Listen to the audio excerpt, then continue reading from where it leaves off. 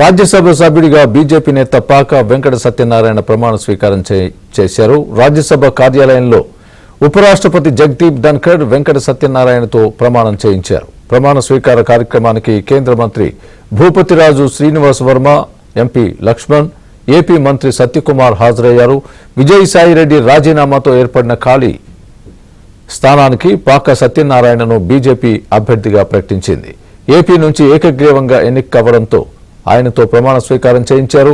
April 2028 వరకు పాక సత్యనారాయణ రాజ్యసభ సభ్యుడిగా కొనసాగనున్నారు. కార్యాలయంలో ఉపరాష్ట్రపతి జగదీప్ ధన్కర్ వెంకట సత్యనారాయణతో ప్రమాణం చేయించారు. ప్రమాణ స్వీకార కార్యక్రమానికి కేంద్ర మంత్రి భూపతిరాజు శ్రీనివాస్ వర్మ, ఎంపీ లక్ష్మణ్, ఏపీ మంత్రి సత్యకుమార్ హాజరయ్యారు. విజయసాయిరెడ్డి రాజీనామాతో ఏర్పడిన ఖాళీ స్థానానికి పాక సత్యనారాయణను బీజేపీ అభ్యర్థిగా ప్రకటించింది. ఏపీ నుంచి ఏకగ్రీవంగా ఎన్నిక కావడంతో ఆయనతో ప్రమాణ స్వీకారం చేయించారు. ఏప్రిల్ 2028 వరకు పాక సత్యనారాయణ రాజ్యసభ సభ్యుడిగా కొనసాగనున్నారు.